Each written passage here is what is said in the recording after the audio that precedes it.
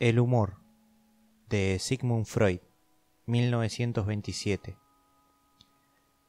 En mi trabajo de 1905 sobre el chiste y su relación con lo inconsciente, solo consideré el humor desde el punto de vista meramente económico, pues a la sazón me importaba revelar la fuente del placer que despierta el humor, y creo haber demostrado que reside en el ahorro del despliegue afectivo.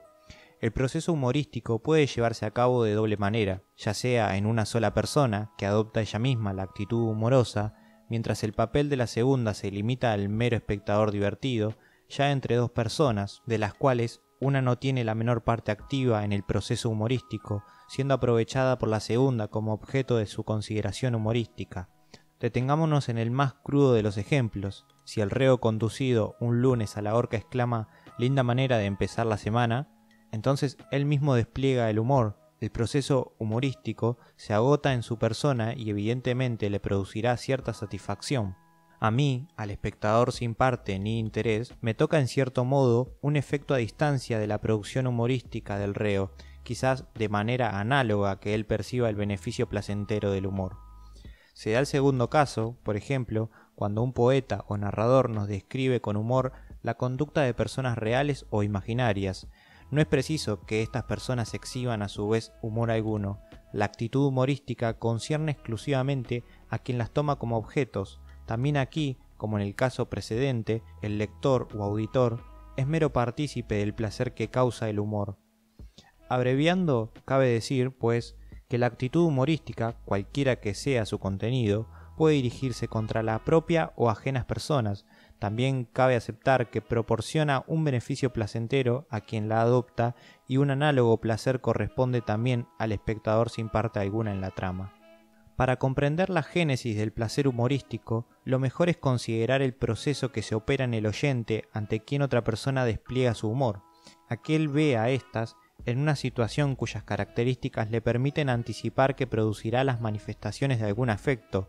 Se enojará, se lamentará, expresará dolor, susto, terror, quizás aún desesperación, y el espectador oyente se dispone a seguirla, a evocar en sí las mismas emociones, pero esta disposición afectiva es defraudada, pues el otro no expresa emoción alguna, sino que hace un chiste. En el oyente surge así del despliegue afectivo ahorrado el placer humorístico. Hasta aquí todo es fácil, pero no tardaremos en decir que es el proceso desarrollado en el otro, en el humorista, el que merece mayor atención. Sin duda, la esencia del humor consiste en que uno se ahorra los afectos que las respectivas situaciones hubiesen provocado normalmente, eludiendo mediante un chiste la posibilidad de semejante despliegue emocional. En este sentido, el proceso del humorista debe coincidir con el del oyente, o más bien dicho, el proceso de éste debe ser una copia del que ocurre en aquel. Pero, ¿cómo logra alcanzar el humorista esa actitud psíquica que le torna superflua la descarga afectiva? ¿Qué sucede en él dinámicamente durante la actividad humorística? Evidentemente, habremos de buscar la solución del problema en el propio humorista, pues en el oyente solo podremos hallar un eco, una copia de ese proceso desconocido. Es hora de que nos familiaricemos con algunas características del humor.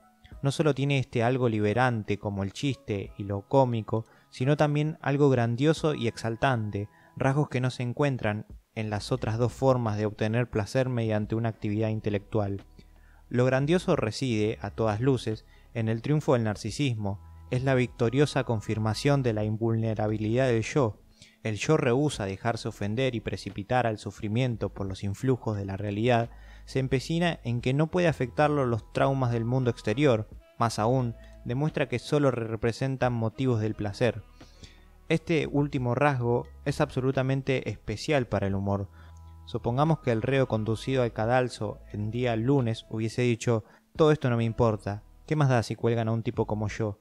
Por eso no se vendrá abajo el mundo». Entonces deberíamos juzgar que este discurso, si bien expresa una magnífica superación de la situación real, si bien es sabio y justificado, no traduce ni pizca de humor y hasta se basa en una apreciación de la realidad que es directamente opuesta a la del humor. El humor no es resignado, sino rebelde. No solo significa el triunfo del yo, sino también del principio de placer, que el humor logra triunfar sobre la adversidad de las situaciones reales. Estos dos últimos rasgos, el repudio de las exigencias de la realidad y la imposición del principio de placer, aproxima el humor a los procesos regresivos o reaccionarios que tanto nos ocupan en la psicopatología. Al rechazar la posibilidad de sufrimiento, el humor ocupa una plaza en la larga serie de los métodos que el aparato psíquico humano ha desarrollado para rehuir la opresión del sufrimiento, serie que comienza con la neurosis, culmina en la locura y comprende la embriaguez, el ensimismamiento y el éxtasis. El humor debe a esta situación una dignidad que le falta del todo, por ejemplo, al chiste, pues éste sirve tan solo al beneficio placentero, o bien pone esta ganancia al servicio de la agresión. ¿En qué consiste, pues, la actitud humorística que nos permite rechazar el sufrimiento, afirmar la insuperabilidad del yo por el mundo real, sustentar triunfalmente el principio de placer y todo aquello sin abandonar, como ocurre en los procesos de idéntico designo, el terreno de la salud psíquica? Aún este precio parecería ser ineludible. Si nos enfrentamos con la situación en la cual alguien adopta una actitud humorística frente a otros, nos parecerá evidente la concepción, ya apuntada con cautela en mi libro sobre el chiste, de que esa persona se conduce como adulto ante el niño, al reconocer en toda su futilidad y al sonreír sobre los intereses y pesares que a éste le parecen tan enormes, de modo que el humorista ganaría su superioridad al adoptar el papel del adulto, al identificarse en cierto modo con el padre, reduciendo a los demás al papel de niños. Esta suposición probablemente comprenda los hechos empíricos, pero no la podemos considerar imperativa. Por lo demás, cabe preguntarse con qué autoridad llega el humorista a arrogarse ese papel. Mas recordaremos aquella otra situación humorista, quizás más primitiva e importante, la de quien dirige el humor contra su propia persona para defenderse así del sufrimiento amenazante. ¿Acaso tiene sentido que alguien se trate a sí mismo como a un niño y que simultáneamente adopta frente a este niño el papel del adulto superior? Creo que podremos prestar sólido apoyo a este concepto, por inverosímil que parezca, trayendo a colación lo que la experiencia patológica nos ha enseñado sobre la estructura de nuestro yo. Este yo no es algo simple, sino que aloja como núcleo central una instancia particular, el superyo, con la que a veces se funde, al punto que no logramos discernirlos, mientras que en otra consideración discrepa violentamente del mismo. Genéticamente, el superyo es el heredero de la instancia paternal, a menudo mantiene al yo en severa dependencia, lo trata realmente como los padres, o más bien el padre, trataron al niño años anteriores. Alcanzamos así una explicación dinámica de la actitud humorística, admitiendo que consiste en que la persona del humorista ha retirado el acento psíquico de su yo para trasladarlo sobre su superyo.